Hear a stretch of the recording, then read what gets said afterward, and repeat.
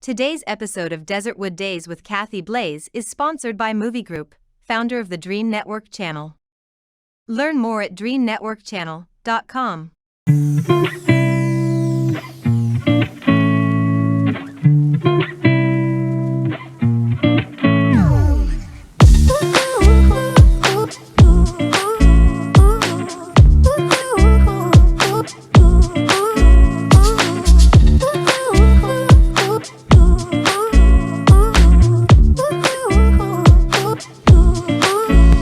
Welcome back to Desertwood Days. I tell you, we are always excited to welcome back our guest. We have one of season one's talented filmmakers, Mr. Ashlin Hatzer.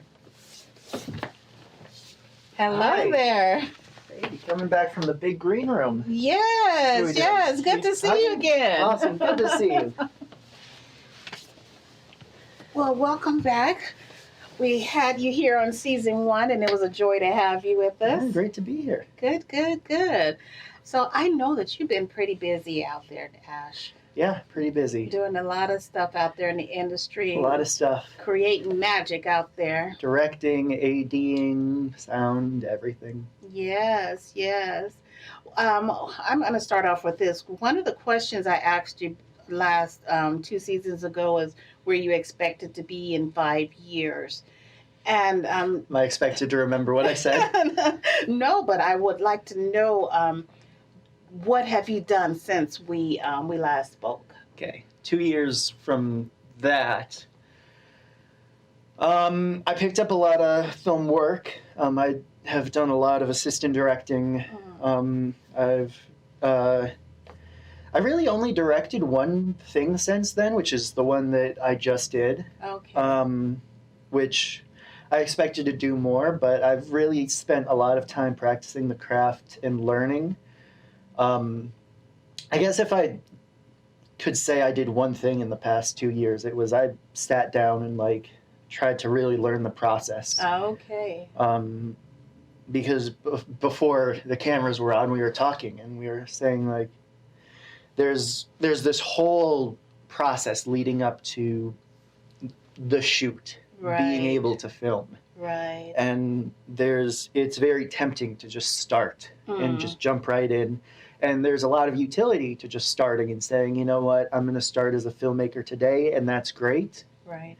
But there's a whole lot of stuff to learn. That is very true. The past 2 years, I really took my time to sit down and humble myself and learn all that I didn't know. I love that you said humble yourself too, Yeah. because you know what truly humbling yourself is. Yeah, it took a lot. We volunteer ourselves on other sets or productions. Being humble is hey, if they need you to sweep the floor, I mean, you're willing to do that. Yeah, I used to tell people, I don't do this anymore, but I used to tell people, I'll be on your set. If you need me to unclog the toilets, I'll be there. Because I understood that there's so much value to just being on set, and it doesn't matter if you're there to pick up sandwiches or if you're there to do just being there, being present. And luckily, over the past few years, I've been able to work myself up to being a key position beyond just being able to unclog the toilets. Right. But it took that humbleness, taking that step to say, I'm going to learn, I don't know everything, and I'm going to start from scratch. Is there one, I mean, in a production, there are so many roles. Yeah. And, you know, I want to say there's not one role more important than the other. I mean, we may think the director or whatever, cinematographer, but, you know, every role is very important on a production. Is there one role that you never thought of doing, but you did it and you really enjoyed it, or you never thought, I mean, how intriguing it was to be in that role? Never thought I would be an assistant director. Never. I didn't think I could do it until one day I did it, and I was like, I'm addicted to this. Wow. This is my new thing that I want to do. Just something about keeping the flow, keeping the energy, keeping everything moving. Because I think I've been on so many sets where it didn't have that energy, it didn't have that flow, and it didn't have that leadership. That having the opportunity to create that and get people moving, it felt very positive to me. That makes a show, any show or production run so well when you have that person to be able to keep that energy up. Yeah, because you're the source of it. Yes. You are the beating heart that keeps everything moving. You keep the blood pumping. Right. And having that is just so valuable on set, and being able to be that person and keep the energy up. I was just like, well, one, this is like, some people are really good at hurry up and wait. That's something that's said a lot, like hurry up and wait on set. Like you're waiting for I'm bad at that. Right. You know what? I used to think, you go on to productions or you go into training and they'll say, we're going to start this opening and we're going to do some breathing exercises, or we're going to do, and I used to think, oh, I don't want to do that. What's the purpose of this? Yeah. Until I realized how I felt throughout that production after even just doing that, or meditating before I started doing something. And that's the same thing with that AD, keeping that flow running. It trickles down in all areas when things are running smoothly like that. That's awesome. And it's hard because I try and also be a kind of like emotional center for the set and keep things light, keep things fun. I try and make jokes and keep things moving, because if you have the leader who's keeping things pumping and checking in on everybody and saying, hey, the lighting, what's going on with lighting, what's going on with this, what is this, like what needs to be done, and just keeping everything moving. When that person like keeping everything moving is also having fun and cracking jokes, it also makes the set a positive experience too. Of course. So Ash, as a filmmaker, one of the areas that people don't want to think about, and a lot of times we don't want to think about it in our own households, is the budgeting part right there. Yeah. And we have filmmakers that write these amazing scripts, let's say, but they don't have the budget for them. So how do you start with your film? I mean, with the budget and everything. Don't film it if you don't have the budget. Get the budget, and everybody has means to make money. Like if you can get rent, you can pay $20, $25 for gas for the actors. Once you have enough money, then you film.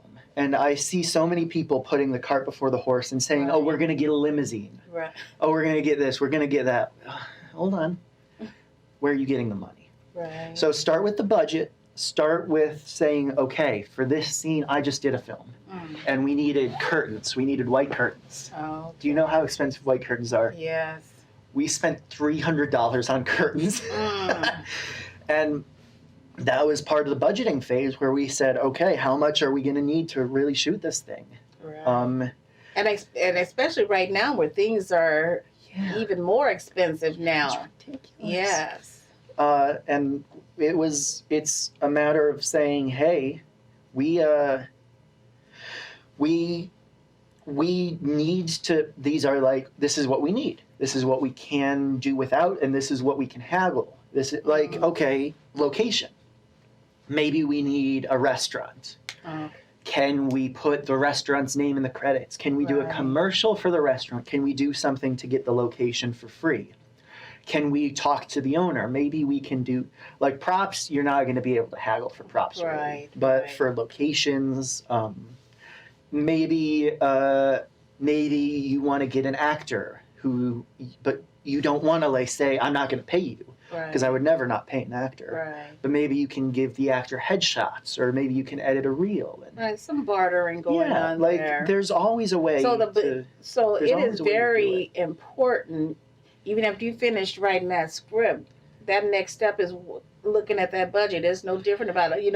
I want to go to the mall, but I got to figure out how much money I got in my account. Exactly. Unless you're planning on robbing people, then the money has to be there. That's true. And that's step one.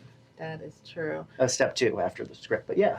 So at this point in your career, I remember the first season you came. We watched a trailer to your film or a piece of your film. Yeah. Which was a really good film. Yeah, thank you. Congratulations on that. Yeah. You've created 2 other films since then, correct? Or you're on your 3rd one right now. I wrote one. I didn't direct it. Okay. I produced it, and we don't talk about that one. Okay. But I really put all my effort and resources into one. Okay. I would say I've worked on one film since then. Okay. In the past 2 years. Okay. And a big part of that was I took a break because I didn't want to work on something. I wanted. They always say, "What's your best project?" Oh, it's the next project I work on, Right. and I wanted to make sure that my next project could be your next best thing. my next best thing, Yeah, and well, I didn't want to. We're going to talk more about your next best thing right after this commercial break. Welcome back to Desertwood Days, and I am here with Mr. Ashlin. So, Ash, we were speaking about the new films or the films that you were part of and the one that you wrote before we went to commercial break. But I want to go back a little bit because when we saw you on season 1, you were finishing up your film, The Chemical Burden. Yeah, The Chemical Burden. And it was going through some things and doing some fabulous stuff out there. Can you tell us a little bit about that? Yeah, we won a couple awards. Night of Misfits Films, Best Drama. We won Best Experimental at Fastigious, Best Drama at Valor. I feel like we did more, but I can't remember. But yeah, we did great stuff with that. Congratulations. The awards mean a lot because it means somebody looked at it and said that's best. Well, you know what? And I want you to really, because you were looking up and you were trying to think about it, but I want you to really toot your horn about your wins. The one at the Misfits. That's a great festival to be a part of. It is. Yes, it's international, and you have some international competition there too. Yeah. So toot your horn about that one. I mean, to say that your film is the best out of an entire festival's drama is ridiculous. I almost swore right there. Yeah. It's ridiculous. That's it's just something that I made. Right. It's a thing that I wrote in my bedroom, and then all of a sudden I vomited out this film with the help of a bunch of extraordinary people, and people love it. But the thing that really got me isn't the award. It's the Danita. She's amazing. When I was talking to her, she was telling me about how it affected her. Oh. And it's about addiction and substance abuse. And the thing isn't like, oh, it's a good film. It affected somebody. And it made somebody feel something in a positive way. And it made somebody feel less or more understood, I should say. And I don't want to say I don't care that it won the award, but what I really care about is the human impact that it has been making. Right. Because a lot of people hate it. Right. A lot of people don't get it. You're gonna have those. Well, you either get it and you love it, or you don't. And the people who understand it, they really resonate with it. You know why? This is my crazy. opinion on that. It is because people expect that immediate gratification. They want to be, I want to be made to laugh immediately. Yeah. But this was a movie that touched someone that may have had that experience, or a family member that had that experience in their life. Yeah. So I can see that touching her. Mm-hmm. But for those that didn't like it, there's going to always be someone that don't like your work. Yeah. And it has nothing to do with you. It's just a genre. They may have had other expectations. Yeah. So, but congratulations. Thank you. That is awesome. Yeah, it's great. And I'd like to also ask, what was it that drew you to that topic? I had 3 friends die of overdoses in 2 years. Oh, okay. And something... I had a perspective that not many people had. And and I felt like there were people who could definitely relate. And I had this concept back in 2019 that I'm actually exploring now with the film that I've just worked on.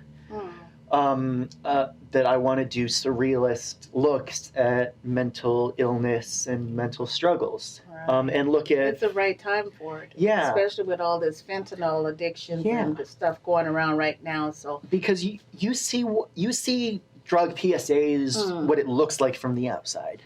You're constantly seeing what it looks like from the outside, but you're not seeing what it feels like. You're not seeing what it feels like to struggle with substance abuse. You're not, and with this new film, you're not seeing what it feels like to struggle with grief. Right. And by looking at things with this surrealist lens, this lens of not what is real, but how it feels, and showing that through a visual medium, you're able to demonstrate this is what's real to me. Right. Not this is what's real, but this is what's real to me. This is my experience as a person. This is what I feel. And that's the most real thing because there the is. experience is going to be different for each person. Yeah. And having, because you can say what's real is there's a man addicted to drugs. But the thing that is the most real at the root of it all is what the emotions that were inside of him. Okay. And for that film, it was about a poet who was in a drug binge. And what was real to him was the poetry that he made and the binge that he was on and the self-destructive behavior and all of that. That was what was real to him, not what was on the outside. So what you're doing now, even with that one, you're creating a series of films. Mm-hmm. And that's actually, we're entering production into that right now. We're writing 10 more scripts. We start writing on Wednesday, actually. Okay. And we're getting it pitch ready. But we're going to have 10 scripts, including the film I made 2 years ago, the film that I just made, and a new film that's going to be hopefully done in December. Okay. So cool stuff. Wonderful, wonderful. Yeah. So what do you do as a person, Ash? I mean, because that's some heavy stuff. Okay, you know what I just thought about? I'm sorry. Yeah. We're going to take a moment because I know you brought some media. I want to show our audience your media you brought. Let's show them. And then we'll talk more about that afterwards. Let's do it. Her name was Hannah, and every day we would talk. And I could be goofy around her, and I could joke with her. I could just be me.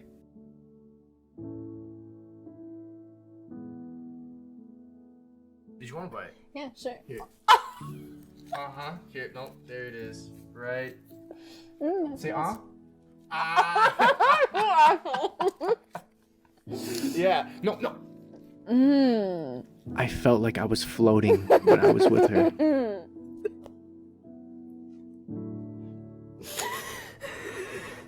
I feel like it's such a mistake.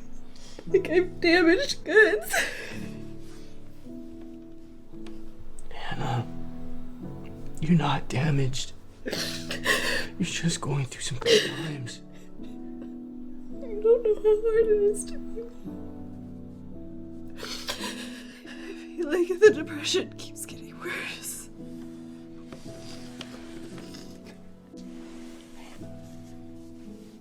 Hey, I'm right here. I'm your best friend.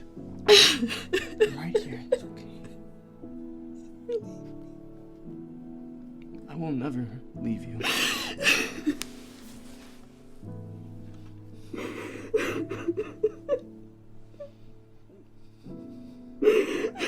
And I would be there for her, no matter what. I got you.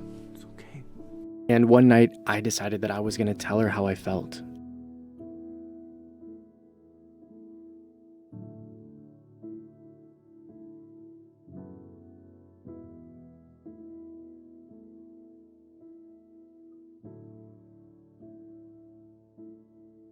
But I was too scared of losing her.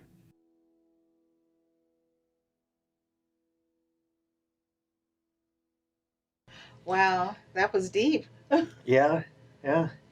So, tell us a little bit about this. Yeah. This was my return to directing after 2 years. And wow. I was just, everything blew me away how amazing it went. The script, I was so happy with how the script turned out. My actors, you just saw up there Right. how the actors, Gino, the person who played Jordan, our main character, his performance later in the film, oh my God, we just did, we were so lucky. Right. We were so lucky with the production of that. And that helps when you have the actors able to bring it to life. yeah, Yeah. it really brought it to life. Yes. We made, so far, we've done limited screenings. I think we've done 7 screenings. And in those 7 screenings, we have brought 10 people to tears. Wow. So, my goal was, I want to make somebody cry. And you've done it, huh? You've done it. I did. Because I am very emotionally calloused, and the only time I can let emotions out is when I'm watching films. And I think that's something beautiful about film, is that it can get emotions out. It can take you there. And for me, And my that ultimate shows that goal, they did their job. yeah, my ultimate goal is to be able to create an environment where you feel safe and you feel like you can let those emotions. And I succeeded, and I'm just so happy with that. That's awesome. So what's next with this? What's next is we get this and those other 2 films ready. We do a big screening event here in the Valley. Get all our friends out here and screen it in a Harkins. And start going to pitch fests. Wonderful. And take it out to Dallas and go across the country and try and pitch this. Wonderful. So where can our audience find you if they want to know more about this film? Ash Hatzer Film on Instagram. I don't know what camera I'm looking at there. Ash Hatzer Film on Instagram. You can get me there. And I'm also on Facebook, Ashlin Hatzer. Yeah, that's where you can find me. Well, thank you. And thank you for sharing this with us today. Absolutely. Thank you for having me. Such a pleasure. And we'll catch you next time.